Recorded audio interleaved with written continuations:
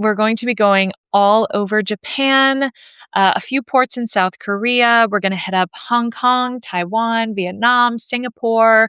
We're going to be doing a Pacific crossing at one point and hitting up some of Alaska's coastline, and then also getting into Canada as well.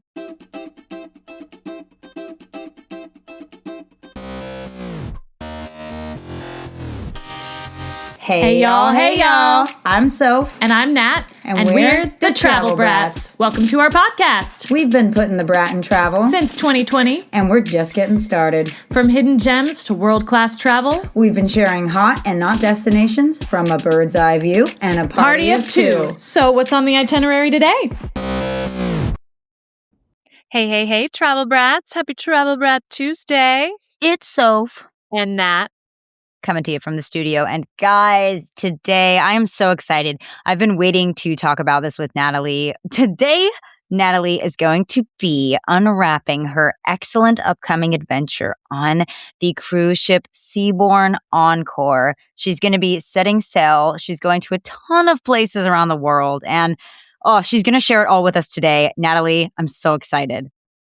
Yeah, I'm excited too. I can't believe it. It's actually happening very, very soon. And by the time this episode airs, I will be in rehearsals. So that's why we're doing the episode a little bit earlier before I start my contract. But I wanted to tell you guys a little bit about, obviously, the contract. Sophia said I will be sailing on the Seabourn Encore, and I will talk more about that later. But I thought it might interest you guys to know how actors get these jobs and a little bit about what it is like to actually get hired by a cruise line. Now, actors like myself, we are auditioning for all sorts of things at all sorts of times of the year, for professional theaters, for Broadway, for tours, both international and domestic Broadway tours, as well as off-Broadway tours, and then also for cruise lines. And there are a lot of different cruise lines that you may be super familiar with. In fact, probably most of you are not familiar with Seabourn. I was not familiar with Seabourn. It's a part of the Holland America, and I think it's connected to Princess as well. So again, I'll tell you more about the actual boat and all of that. But this particular production company, Belinda King Creative Productions, Belinda is a woman who hires professional singers, professional entertainers, and performers for a lot of different cruise lines.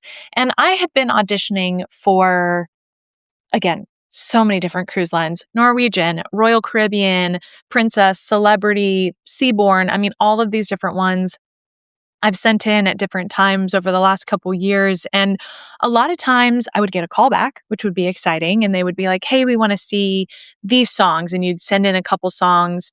And more often than not, the next step was to come to either New York City, Miami, Seattle, or London to do the in-person audition based on if they liked your callback. But of course, you have to be available during these times.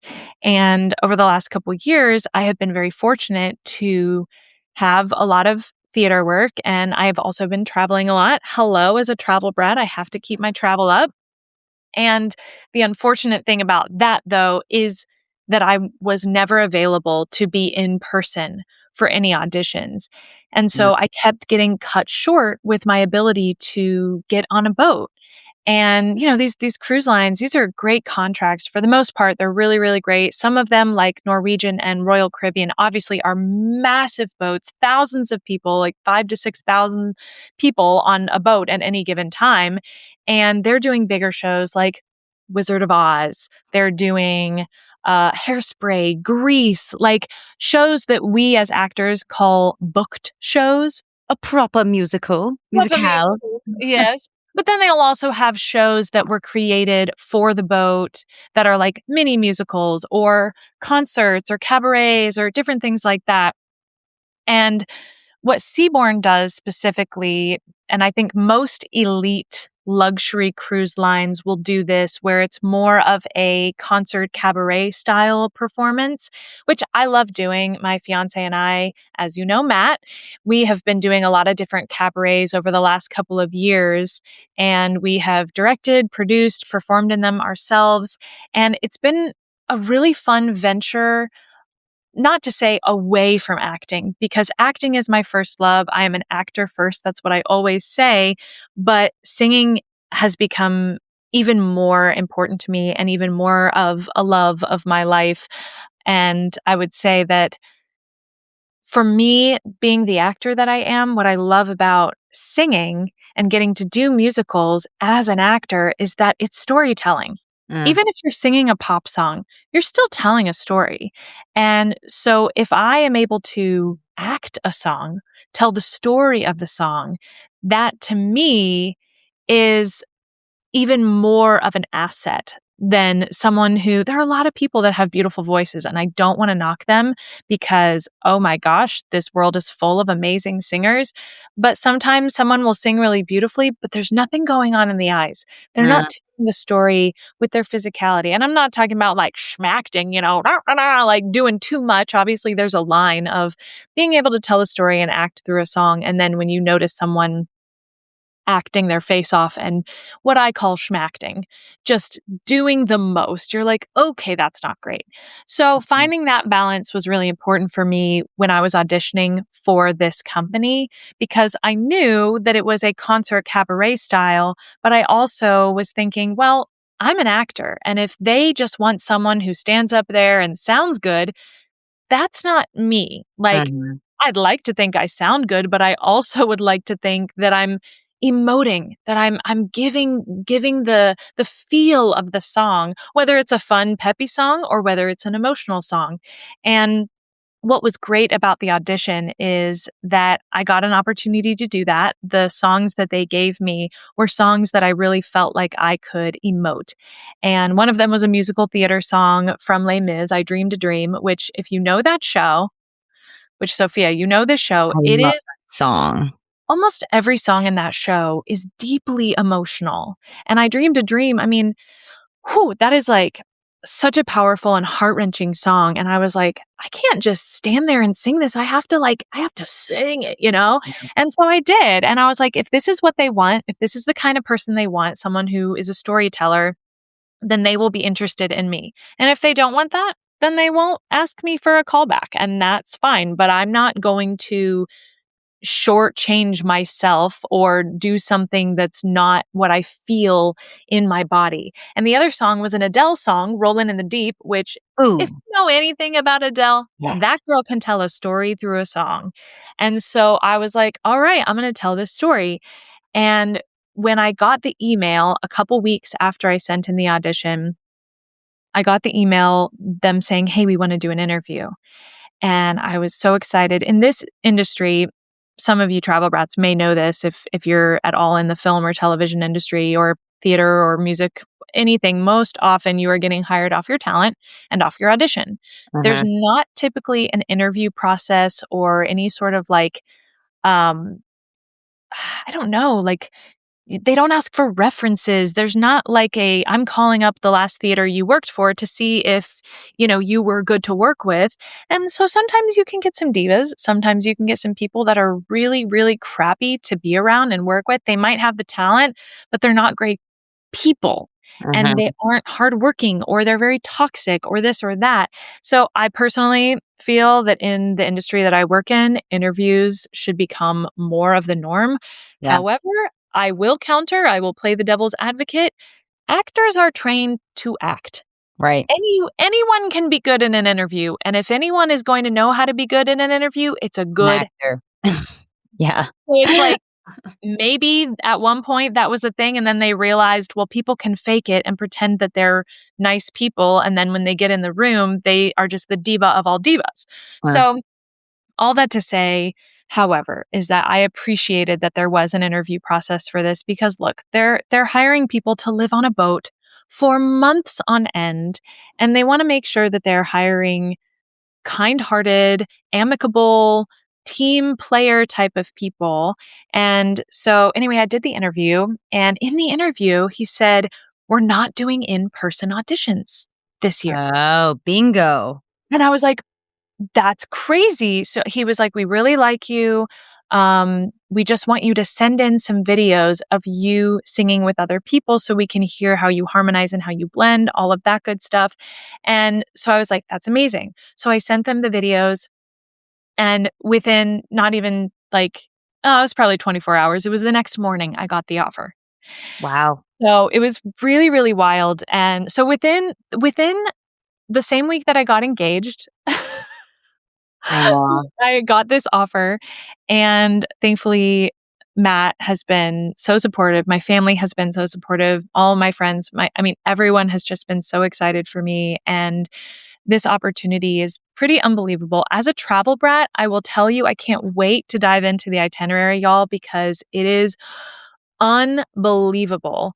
But yeah, so the production company is who hires the performers, and then they choose which performers will go on which boats. And the boat that I'm on is called the Seabourn Encore, and we are called the Seaborn 6. It's 3 guys, 3 girls, 2 singer dancers, and 4 just singers. And so we have about 7 different shows that we're going to be learning while we're in rehearsal. So it's a lot of material, but it's a mixture of group numbers, duets, solos, trios, all these different things. Some involve movement. Obviously, I'm not one of the dancer hires. I'm just a singer hire. So I will be moving and stuff, but I won't be like doing any crazy dancing or anything. But at some moments, there will be the 4 singers and then the 2 dancers doing dancing around us and things like that. And so it's a pretty cool it's just I think it's going to be really, really fun. And all the shows have very different themes. Like one of them is like 80s rock. One of them is like modern pop. And then there's one called Classique, and it's all classical music like Nessun Dorma and, stuff Oh. like more opera related.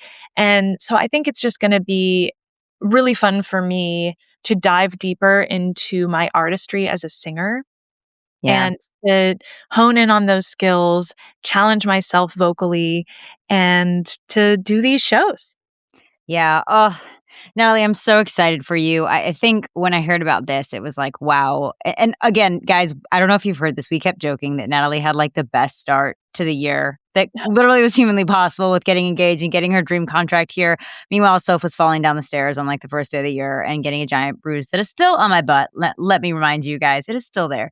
But so anyway, no. All Sophia aside, I am so excited for Natalie, and not just for Travel Brats, like we've talked about in a couple previous episodes, you guys. She's so talented. And just the fact, Natalie, that you're going to get to use that. I think, like, I fell in love with your talent when I first met you, because some of the first things I saw you perform in were like of this kind of genre where you were singing and acting. And there's just some songs I've heard you sing, from, some Gershwin songs to literally the song from Hamilton, Burn. And I just you guys, if you have not looked up a YouTube video of Natalie singing some of these songs, again, she's just a phenomenal actor. So it really brings a lot, like she was talking about, more to the song. So anyway, Natalie, I just think it's going to be so fun for you and for the travel side, but also for your career. And I want to dive a little bit more into what Seabourn is all about. We know it's a luxury cruise line, but tell us a little bit more about like how big the ships are, etc. Yeah. So I kind of, hinted at the fact that it's a luxury cruise line, I said luxury, but I hinted at the fact that it wasn't as big as boats like Norwegian or Royal or Carnival has. This is a boat, well, all of their boats are max, I think, 650. Wow. Encore is 600. So at any given point, there will only be at most like 600 people on this boat, which is Awesome. significantly smaller when you think of these boats that have thousands of people. So you're getting a very intimate and elite experience. Of course, luxury, as we've talked about in other episodes and with other people, and we'll talk about in future episodes as well, luxury can have different definitions, right? And so some people think of it in certain ways. I will say, though, when you think luxury, the thing that comes to mind is probably what this boat is, because it is the highest end. I mean, there are Michelin star restaurants, which we'll talk a little bit more about, like the food and things like that. But like every room has is like outward facing. I don't think that there are any inside rooms. I mean, it is unbelievable. These are yacht-like boats. So I mean, if you think of a yacht, like obviously it's a massive yacht that can fit 600 people. Because when I think of a yacht, I'm like, okay, max like 50 people on a yacht. So it's basically something in between that and these big, big cruise liners. But you see it compared to a cruise liner, it's so, so small. And the idea is that there's roughly the same number of crew to passengers. Wow. They really, between all of the people that take care of the rooms, between all the service staff members, from the captain and the people that are taking care of the boat to the performers, like, we are considered part of the crew as performers. But I will say it's pretty nice as performers. We get access to a lot of the perks. So my experience on the boat will also be considered a little bit more of a luxurious or elite experience as a performer that maybe I wouldn't get if I was on a boat like Norwegian or Royal or something like that. I get access to all of the restaurants. I get access to the spa and the gym and just all the different things that the passengers get access to. Of course, the passengers come first. So, like, I still have to kind of defer to them with all of these different things, but I'm able to socialize with them. And that, in fact, that's part of my job on the boat as the performer, is to host different like social events. And there are times where passengers can pay to have dinners with the performers. And so we just get to like dress up and eat with the Cool. passengers and kind of schmooze and booze. And I'm like, oh, that sounds right up my alley. Wow, that all sounds amazing.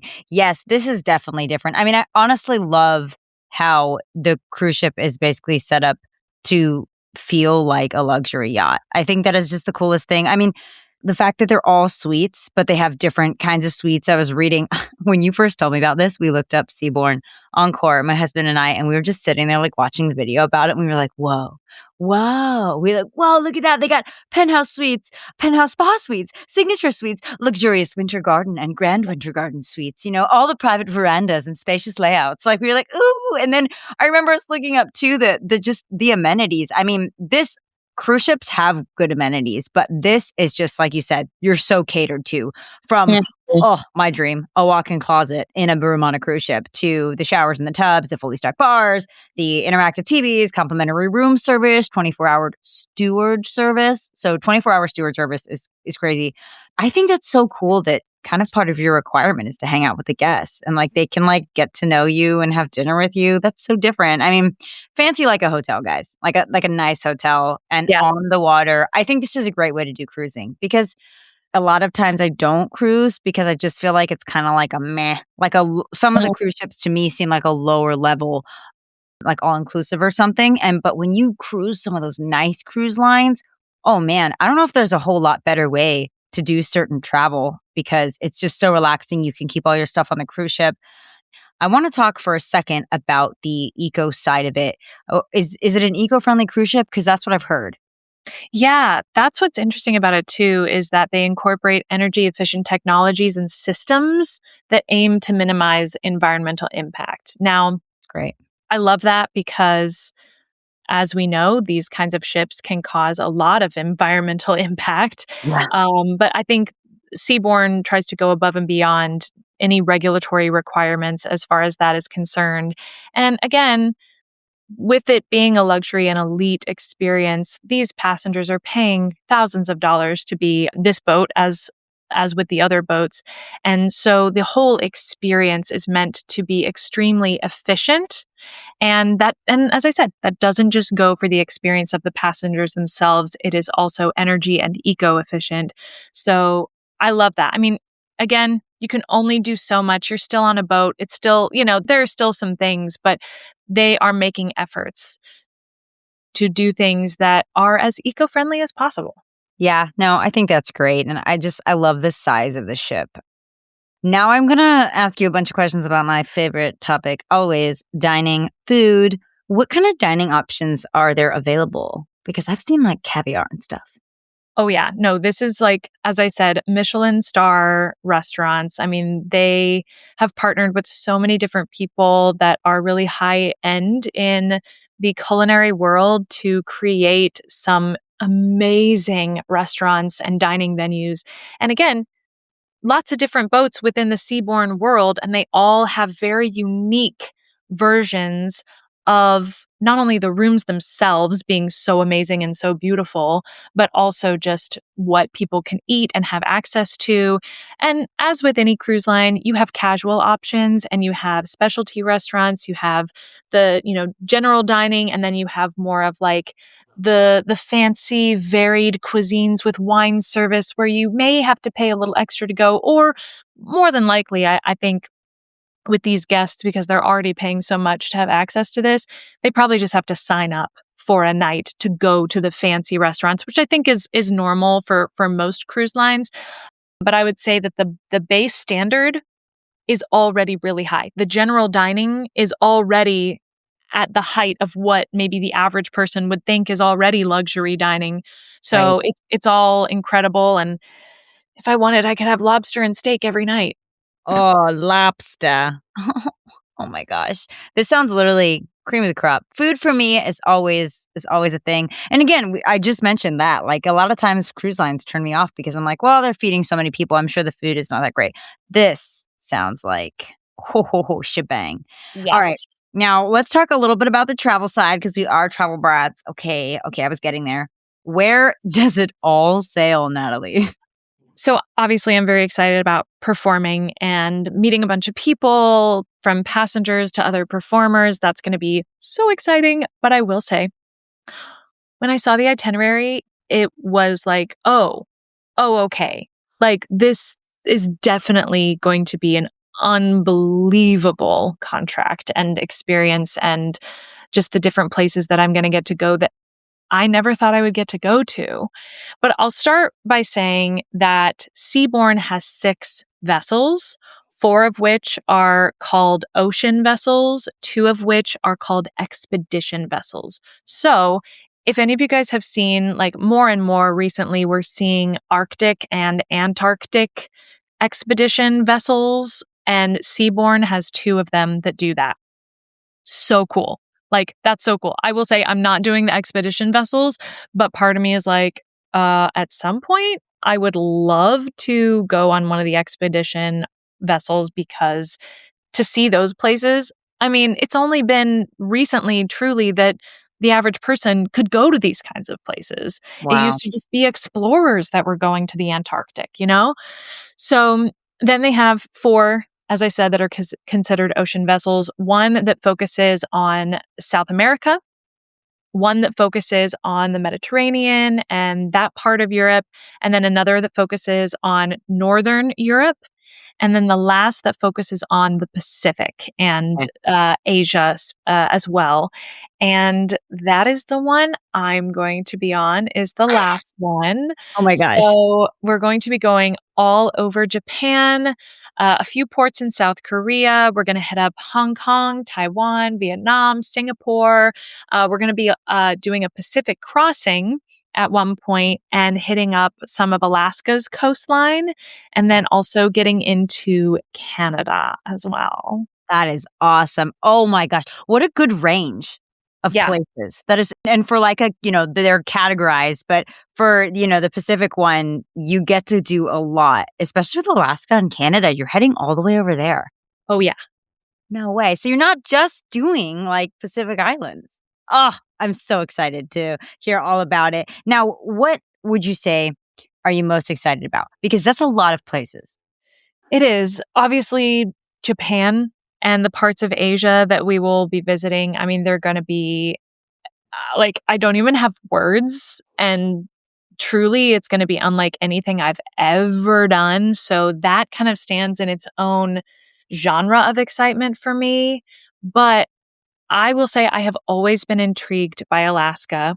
And so I'm really looking forward to seeing the fjords and hopefully some whale watching because I don't know. It's always seemed like this magical, mystical experience to go to Alaska and see these things, like see the northern lights. And like, we're going to be there in the summer and it's going to be like, I mean, the northern lights will hit at like 3 in the morning because it's going to be light all night, basically.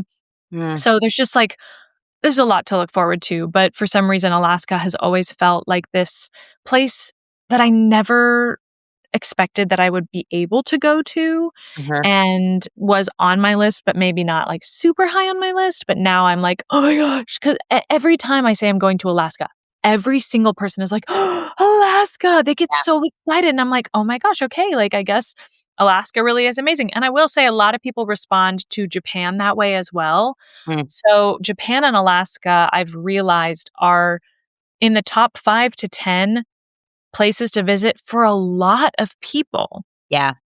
Japan is a big bucket list of mine. I have been to Alaska and it is what people describe. I mean, it's stunning. Like, I think the biggest thing about, like you said, whale watching, the biggest thing about Alaska, I think for me would be the wildlife.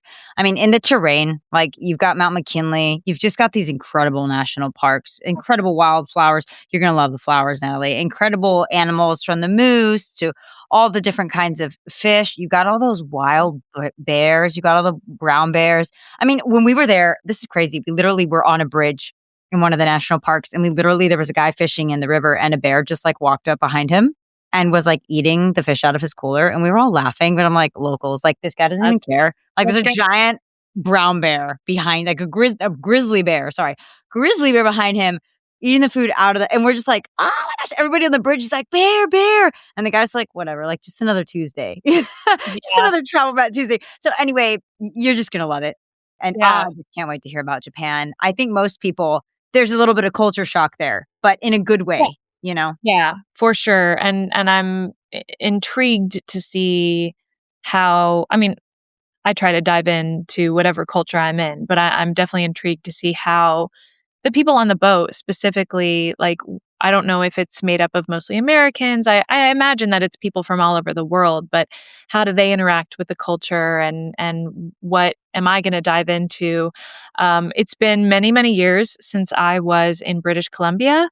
And some of our travel brats know that I'm Canadian and my family, my dad's side is Canadian. And so I've spent many, many summers in Canada and my dad grew up near the Rockies. So in a lot of ways, Alaska feels like everything you're saying. I'm like, oh, I've experienced all of those things growing up and visiting Canada and the Rockies in Alberta. Mm, And yet, obviously, it will be different because it's coastal. yeah, Like, we're going to be, there are no whales in Alberta. There are no no, fjords in Alberta. So, like, there will be some things that will be similar, but other things that will be different. And it was when I was like 10 that I last was in British Columbia. And so we're going to be hitting up Vancouver and parts of British Columbia. So I'm excited for that. But I will also say, as we lead into this next section, we start rehearsals in March and we will be in Portugal. yeah. What? How? How? Yeah. Yeah. What? So Belinda King Creative Productions used to be based out of the UK. And I will say Seabourn itself is a UK and Seattle based company. Okay, that's how. And so she had her company in the UK. And only as of I don't know, maybe it was a year or two ago, she moved her production company to Portugal. Okay. As much as I would love to go back to London, I've never been to Portugal. And we're going to be in Porto, Portugal uh, Ooh. for one whole month doing our rehearsal. Oh my gosh. Oh, poor you. Oh, it's not London. It's just Portugal. Portugal, I think it's funny because Japan is not underrated. Everybody talks about it. But I think, like you were talking about Canada, a lot of Canada is underrated. Mhm. And I think Portugal is one of those countries, too, that's also very underrated. Everybody goes to Spain or to Italy or to Greece or, Yeah. even like, Germany, the Netherlands. But I think a lot of people forget about Portugal. And it's so beautiful. It's so much coastline. Mm. The rocks. It's just an incredible, beautiful country. The culture, the Portuguese culture is it's close to the Spanish culture. And I think Yeah. that's why the people are warm and the food is excellent. You still get like tapas and just the sights to see there too, I've heard are just incredible. So you're just going to have such a fun time in Portugal. So, yeah, in fact, speaking of Porto, Portugal, I'm going to dive into a couple of the places that I am specifically within, obviously, Japan, Canada. Like, these are massive places. Well, Japan is technically small, but there's so much we're seeing within Japan. Yeah. And so I kind of want to dive into a couple specific areas that I'm excited to visit and kind of give you Travel Brats an idea and maybe give you some inspiration on places that you would want to visit. Please. So since we were talking about Portugal, I will start with where we're going to be for rehearsals. I said it's Porto, Portugal. And if you know anything about Porto, the thing that my mind went to was port wine. Mm. And I was correct. Porto, Portugal is where port wine comes from. And it is also a port city. So Porto basically has a double meaning, Mm. being a port city on the river, which is not too far from the actual ocean. So you're like really close to the water. And then port wine, which I don't even know if I've ever properly had port. Oh, port is so good, Natalie. It's so tasty. Like it's Yeah. dessert wine. I would love to try a port wine tour while I'm there. I'm not sure what type of free time I will have as far as the rehearsals go because we will be rehearsing 6 out of 7 days from like 8:30 in the morning to 5:30 at night. I mean, it's pretty intense because we're learning so much material, but I'm like, okay, I'll have evenings and I'll have one day off a week. And you know me, I will be out there exploring as much as possible. So I'm not sure if I'm going to be able to go to like Lisbon or Spain or anything like that. But part of me has thought, wouldn't it be fun to like rent a car and drive into Spain and do something in Spain one of those days or something? But yeah, it sounds like it'll be a pretty intense rehearsal schedule, but I'm very excited to get to explore. Being there for a whole month means that surely, even if it's in bits and pieces, I will get to experience the city and life in Portugal. And the second place I want to talk about is Hiroshima or Hiroshima. I know it's pronounced differently by different people, but in Japan, we're basically going to every port that exists in Japan. I mean, if you see the map of where we're going, it's just like covered in dots. Like the whole entire country is just like everywhere, dot dot dot of where we're going. So I'm totally pumped about all these different areas. But knowing the history of Japan and just first of all, the World War history and the atomic bomb, and we're going to Nagasaki as well. So I'm interested to just learn about this this time that's like Yeah. really it's really sobering and it's hard to think about that Mhm. that's like only a couple decades ago that this happened, but these cities have come back and flourished and rebuilt themselves. And so that historical piece is really interesting to me, which I know you would find really fascinating as well, Uh, Sophia. But also, we're going during cherry blossom season, and that's mm, like that's like the thing. Like I thought the closest I would ever come to cherry blossom season is going to DC, yeah. but this is going to be cherry blossom season in Japan. Oh Very my excited. gosh. I literally, it's funny. I think it was like yesterday. I saw something on my phone of like pictures of Japan, like famous pictures of Japan. And there was a river or like, like a stream just covered in cherry blossoms. Like the whole thing looked pink because they was just coated with a layer of fallen cherry blossoms. Oh my gosh, Natalie, that's just going to be like beyond amazing. So yeah, we're going to start in Tokyo, which of course, very exciting, fun, all around amazing city. And the place that is most known for cherry blossoms is actually Kyoto, which we're not going to Kyoto, but Hiroshima is known for cherry blossoms as well. Mm. So that city, I think, will probably. I'm anticipating it being one of my favorites. I could be surprised, but with the history and the cherry blossoms, I feel like Hiroshima is going to have just everything that I want in a Japanese city.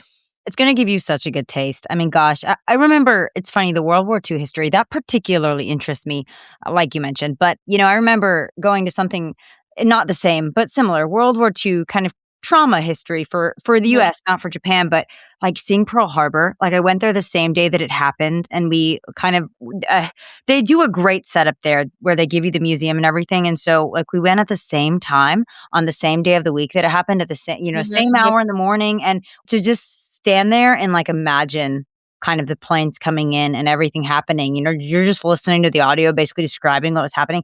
And again, it's really neat. It's really sombering, but it's so I mean, I think that's such a fun part of travel is to really Yeah. get in touch with that history. Even if it's dark history, it's very interesting and important to remember and to know. Yeah. Yes. Now let's talk Alaska, girlfriend. Let's go back. Let's talk Alaska. So I mentioned the fjords earlier, and there's a specific area called the Misty Fjords in Ketchikan, Alaska. Ooh. I think that's how you pronounce it. Mhm. Ketchikan. But Alaska is massive. Obviously, it's huge. We're not going to be able to go to all of the places. We're going to hit up a small portion of the coastline, but near Ketchikan, there's the Misty Fjords National Monument. And what I'm really excited about this area, so this is actually in the Panhandle. And it's so funny because when I think of Panhandle, I think of Florida. But Yeah. Alaska has a panhandle too. Yes. So the southern tip of the Alaskan Panhandle is where this area is. And it's over 2 million acres of just beautiful wilderness. And it's known for its coastal rainforest. Wow. Isn't That's that cool. interesting? It's like so Wow. cool. It's called a coastal rainforest. So what I'm hoping to do is a sightseeing flight above this area. Yeah, that would be amazing. Oh my gosh. That's the thing is Alaska, like you said, it's so big, it has so much. I mean, we were around McKinley, we went to Seward, we kind of did some other things in other areas, but like, man, that rainforest sounds really neat. And I think what I love about your whole trip is that I feel like anywhere you go, if they have coast, you should go at least for a couple days to the coastal side, you know? So I like love that it's a cruise. So like that's something to think about, guys. If you love the coast, cruises are going to take you to the coastlines of all these different places. Yeah. So it's perfect for people that really love whether it's cooler or warmer or whether like you're up north in Alaska, you're down on the Pacific Islands. Again, I just love the water in all the different climates. Yes. Now, let's talk Vietnam. Vietnam. Yeah. The last two spots I want to talk about are in Southeast Asia, which is where we will end the cruise. The end of the year, we will be in Southeast Asia. And there's a place called Da Nang, which, if any of you guys have ever seen Good Morning Vietnam, which if you haven't seen Good Morning Vietnam, it is one of Robin Williams' crowning glories. I mean, everything Robin Williams has ever done is amazing, but my mom introduced me to Good Morning Vietnam when I was a teenager, and I was like, "Oh, this is gold." It's some of his best work. He's so funny, and in it, he talks about Da Nang, and he's got this like Da Nang, and he does this funny. I'll do a little clip of it in the episode because it's just really funny. He's like Viva Da Nang. I can't even do it like him, but it's just Robin Williams at his best. But yeah, so speaking of coastal, obviously with it being a cruise, we're hitting up all these amazing coastal cities, and Da Nang is known as one of the most bustling, beautiful coastal cities in this part of the world, not just the country of Vietnam. It's about in the middle of the country. And it's known for its sandy beaches, lots of cultural attractions, and it's also considered an extremely affordable place to travel to. Oh, And I'm really excited about getting some authentic Vietnamese cuisine while I'm there. I mean, oh, the food I'm going to be eating while I'm in Japan between like the ramen and the sushi, like I'm going to be so happy. But Vietnamese food, I really, really love. And so I'm excited to enjoy the beachy weather because really for the most part of our trip we won't be in like warm beachy coastal regions. mhm. So by the time we get to Vietnam near the end of our trip, this will be the first time that I'll probably be able to like be in a bathing suit sitting on the beach. So I Right. know that I will very much be looking forward to that and I'll be ready to get on the beach. Oh, that's awesome. That sounds amazing. I think Vietnam's one of those places that a lot of people don't think about traveling to. And it's also probably an incredibly beautiful place. And like you said, they have some great food. Yeah. So, Oh, and yeah. it's gonna be beautiful, summer warm. Now, I'm gonna transition, stay local, but stay not local with Singapore. Yeah, so Singapore is a little further south. And what's cool about this island country is that it's also a city state. Mm. And this is like the heart of Southeast Asia. So, for those of you who know, I haven't talked about this in a while, but I was born in the Philippines, which is like a 3-hour plane ride from Singapore. It's all very, very close in that area. I'm a little bummed that I won't be able to probably make it out to the Philippines, but my parents have always raved about Singapore, just how beautiful and how clean and amazing this country slash city is. So for me, the thing about Singapore that I'm excited about is just walking around, just taking it all in, just experiencing what this city has to offer. And one thing that I saw that's really cool, there's something called the Gardens by the Bay. It's one Mm. of the main attractions. I definitely want to check it out. It's like a futuristic park, which feels very like high-end Asia to me. Yeah. So I'm not surprised. But yeah, so we'll be flying out of Singapore. That'll be our last location. And another thing, my mom was like, "Oh, the Singapore airport." She was like raving about it. I'm like, "This is so funny." My mom is going on and on about an airport, but she was like, "I have never been in a more beautiful, clean, efficient airport in my life." And I'm like, "Okay, well, I'm excited to see this airport." We'll see. No, that's awesome though. I mean, talk about making travel nice and not Yeah. hectic and gross. And I think it's a really neat thing. When somebody talks about a place so much, and you're just like, you've been envisioning this for most of your life in your head. You're gonna finally get to see it. And all the things they've talked about. So, I'm really excited to hear what you've got to say about Singapore, as well as all Yeah. these other places. And now I've got some practical questions about Seaborn for you. So, question one would be, what is the dress code? Ooh, okay. I think, well, obviously for me, I have a very specific dress code as a performer. We have certain times of the day where we are allowed to wear certain kinds of clothing. And then at 6 o'clock, we have to change into something even more formal. And then we have like evening events where we will be in like full formal attire. But it's all like, you know, I would say relaxed luxury, elegance, like, I'm not going to be walking around in my yoga pants. And again, I work for the company. I'm one of the performers. I have to kind of show up and show out.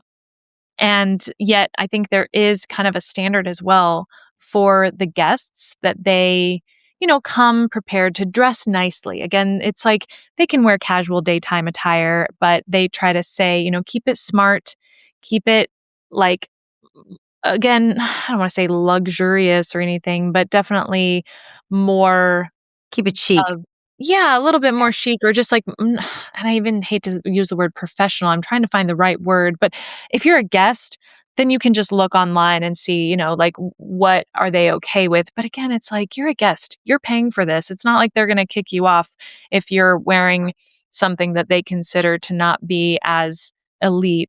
All right, guys, keep it to chic dressing unless you're going to the gym. Then you can wear your leggings or your Yes. shorts, no sweatpants. And you know what was funny is when I looked this up, I was surprised to find that kids were allowed on certain Seabourn cruises. So tell us a little bit about like the adult luxury versus like the family side. Yeah, I mean, I don't imagine that I will encounter a lot of children because first of all, my gosh, if I if I was a family and I had kids that were coming on Seaborn, I don't think they give discounts to kids, and I personally am not paying $5,000 for my child to Have be on a caviar. boat. Right. It's like, obviously, if you are a million gajillion billionaire, like, then you can do whatever you want. But they really tailor these boats for adult experiences. I think most of the passengers will be between the ages of 40 and 70. I really don't imagine that kids will be on the boats, but kids are allowed, which is interesting because usually you think, oh, it's very elite, which means no kids. If you bring your kids, they better act right. You know Hmm. what I mean? Like, I'm sure they're not putting up with any BS, but I would be surprised if I saw any kids on the boat. Yeah, I don't think, based on what I read, I don't think they allow the kids, but I do not think that there's many because, again, they don't have like the kids' programs that, not only the Disney cruise would have, but like other cruise lines like Carnival, et cetera. They'd have more, kid-based programs. And again, like, yeah, you don't want to have to like control your kids this whole cruise to behave like posh, sophisticated adults because they're kids. And this is just the vibe of the entire cruise. This cruise really reminds me, like you said, the age demographic is a little older, but like this sounds amazing for like an anniversary trip or a honeymoon or, something like that. It sounds very romantic. Yeah. So, I'm just kind of thinking about probably there's a lot of couples on there that are kind of looking for more of a, luxury adults only experience. So yeah, I think that's the vibe you'd get. And I have a question because we've talked a lot about in, previous episodes coming up. We've started to touch more on money and gratuity. Is gratuity included? Yeah, actually gratuity is included in the standard all-inclusive fare, I guess. I mean, again, people are paying thousands and thousands of dollars for this cruise line, and so I think that's part of their overall model is that a lot of the perks are included. They have a really great Wi-Fi that is included. You don't have to like buy a Wi-Fi package, which typically on other cruise lines you have to do that. And yeah, gratuities are included. So as with any cruise line, you always want when you're booking to double check on all of those extra related fees. But I love that the gratuities are included because that's just a nice thing. At the end of the trip, you don't have to like fork out another amount of cash to pay for that. Yeah, that's great to not have to worry about that on your trip. Now, I don't know what the indirect and direct competitors are, but how does Encore compare to other luxury ships? I think just from what I've already said, but I'll say it again, like it is well known for having really high quality performance. I have been told in Fort Myers, it's a retirement community. I meet a lot of older people. I'm friends with a lot of older people. And as I've been telling people what I'm about to do, I've gotten a lot of responses of being like, oh, Seabourn, that's so great. Like everyone has said such positive things about it, from saying how good the entertainment is to also saying how good the service is and just how personalized it is. And then we talked about these suites. They're known for being very elegant, and the dining and just the intimacy of the ship. Like I think all of these are what passengers tend to praise. But, it's, I think all across the board, Seabourn seems to do a really amazing job. And all I've seen is really good reviews. Well, Nat, thank you so much for sharing all about Seabourn Encore with us. We are so excited for you, and we can't wait to follow your adventures on the Seabourn Encore ship. Guys, to learn more about Seabourn and the Encore ship, check out our blog at thetravelbrats.com and send us any questions at thetravelbrats@gmail.com. Follow us on our socials to follow Nat's Seabourn Encore adventures. And guys, we will catch you on the next Travel Brat Tuesday. Bye, guys. Hey, y'all. It's your Travel Brat, Nat. I hope you enjoyed this episode. Did you know that we create blogs to go along with all of our episodes? You can check them out at thetravelbrats.com.